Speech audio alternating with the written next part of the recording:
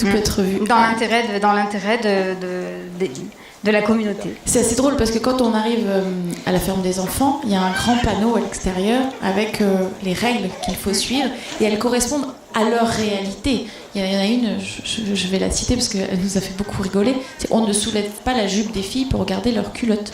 Ça veut bien dire que c'est une règle que les enfants ont choisie parce qu'elle correspond à leurs enjeux d'enfants, quoi. Mais tout à fait, parce que c'est au fur et à mesure que les tensions émergent dans le groupe qu'il y a des demandes de règles qui sont faites. Et là, c'était une petite fille de 3 ans qui en avait un petit peu marre d'une petite bande de garçons qui étaient un peu très entreprenants avec elle et qui a demandé à ce que ça cesse au conseil d'école. Donc là, on voit que les enfants choisissent leurs règles, qu'ils peuvent en supprimer s'ils pensent qu'elles sont caduques. Ça veut bien dire que les enfants qui grandissent en école démocratique ne sont pas des enfants rois, des enfants qui font ce qu'ils veulent, pour qui le respect est une notion caduque. Pour moi, c'est à peu près le contraire. C'est-à-dire que ce sont des enfants qui vont être beaucoup plus conscients d'eux-mêmes, de leur mobile intérieur, et plus conscients de ce qui anime l'autre également, parce qu'on fait un gros travail sur l'empathie avec notamment la communication non violente. Puis l'empathie, en fait, moi je vois éducation à la paix, etc. En fait, il ne s'agit pas d'éduquer à la paix, il s'agit de ne pas détruire cet élan naturel que l'être humain a en lui pour vivre en paix. C'est surtout ça l'enjeu. Donc le vrai enjeu, c'est de préserver. On fait de la préservation des qualités naturelles de l'humain. Et donc, dans ce cadre-là, ces enfants-là travaillent au fil du temps et au fil des jours, mais sans qu'il y ait de cours, bien sûr, magistral là-dessus, bien au contraire, mais juste dans le vécu des situations, la connaissance de soi, la connaissance de l'autre et la connaissance de leur environnement.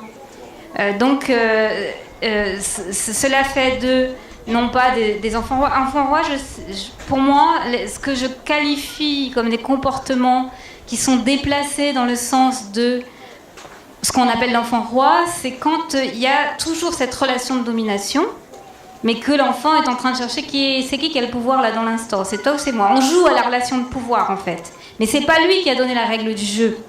Si l'enfant arrive à cet endroit-là, c'est qu'il y a des besoins en lui qui ont été négligés, dans des besoins relationnels, ou c'est qu'on lui a donné l'exemple, tout simplement. Donc quand on voit de toute façon, ça c'est un peu la règle générale, c'est quand on voit notre enfant qui a des comportements qui ne nous plaisent pas, regardons-nous.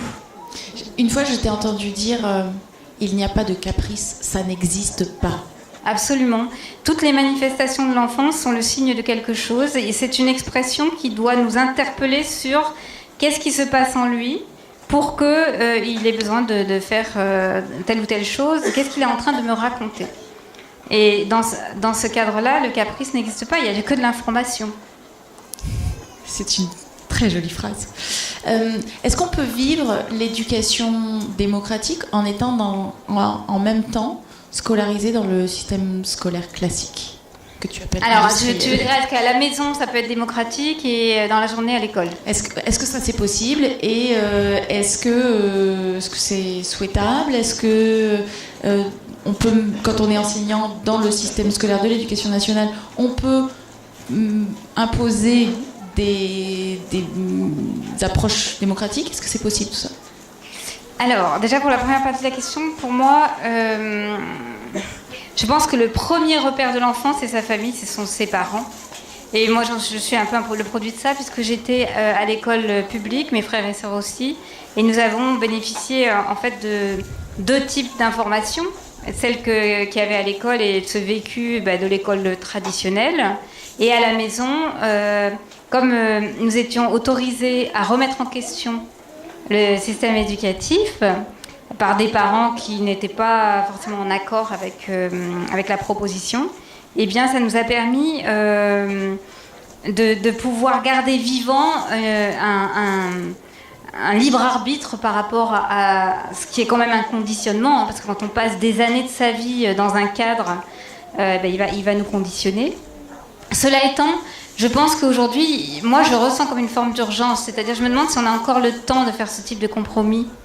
En tout cas pour moi, ce sont des compromis qui me parlent de moins en moins, dans le sens où tout s'accélère, et nous le savons, et dès que nous ouvrons un média, on peut se rendre compte. Donc est-ce qu'on a encore le temps de prendre notre temps, quoi. C'est un peu la question que je me pose. Et donc, du coup, je ne suis plus à l'aise dans des projets un peu plus radicaux que le compromis entre plusieurs solutions. Radical ne veut pas dire créer une bulle dans laquelle je me coupe du reste du monde. Loin de là. Au contraire, je pense que ceux qui sont en train de vivre les alternatives, les expérimenter aujourd'hui, sont en train de travailler pour l'ensemble de la communauté. Et qu'il faut absolument qu'on aille au charbon, quoi, qu'on y aille, qu'on essaye, on se casse le nez. Nous, on est en train de bien se prendre d'essuyer des plâtres sérieux, surtout avec les adultes, parce qu'avec les enfants, c'est facile.